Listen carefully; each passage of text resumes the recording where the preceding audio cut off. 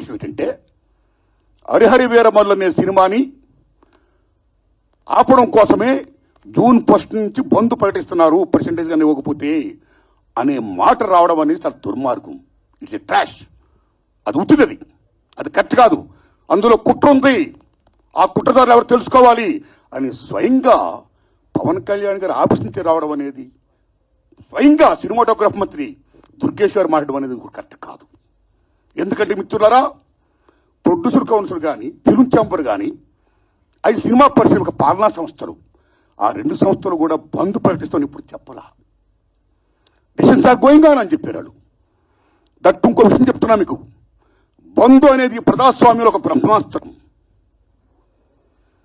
ఎవరైనా బంద్ ప్రకటించే ముందు సినిమా ఇండస్ట్రీలో అకార్డింగ్ టు నామ్స్ 3 వారాల ముందుగా తెలియపరచాలి. ఇదిగో పలానా ఇష్యూ మీద మేము ఫైట్ చేస్తున్నాం, అది ఇంకా కొలిక్కి రాలేదు కాబట్టి మేము బంద్ ప్రకటించబోతున్నాం అనే విషయాన్ని నిర్మాతలకు 3 వారాల ముందు తెలియపరచాలి. This is norms, it's a preamble.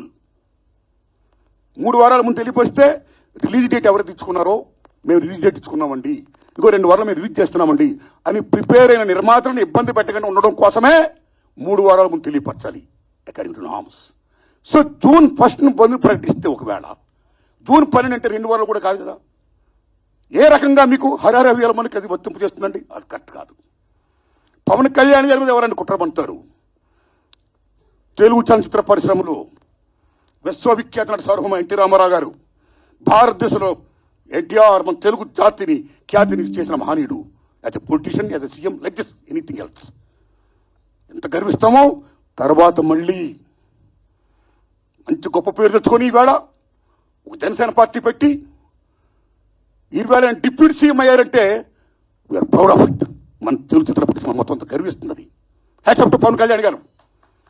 ఆయన సేవలను గుర్తించుకోవాల్సిన చంద్రబాబు నాయుడు గారికి సెల్యూట్. మేము పవన్ కళ్యాణ్ గారిని ఏ రకంగా దుర్మానం కాము, కానీ పవన్ కళ్యాణ్ గారు ఆఫీస్ ఆ రకంగా కరెక్ట్ కాదు రావడం. ఓకే, వచ్చిందనుకోండి, ఇష్యూ వస్తే మహాత్మా గాంధీ ఏమన్నాడు? ప్రపంచ యుద్ధాలను కూడా చర్చల ద్వారా ఆపొచ్చన్నాడు ఆయన.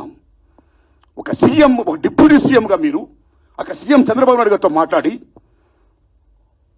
హరిహర వీరమల్లు అనే టాపిక్ మీరు ఎత్తకుండా, ఓకే మీ ఇండస్ట్రీ కష్టాల్లో ఉన్నప్పుడు రండి, మనం సిట్టింగ్ చేసుకుందాం రండి, మాట్లాడుకుందాం రండి అని చెప్పుంటే ఒక పెద్ద రోల్ ప్లే చేసి ఉంటే ఒక చలనచిత్ర పరిశ్రమ బిడ్డగా మిమ్మల్ని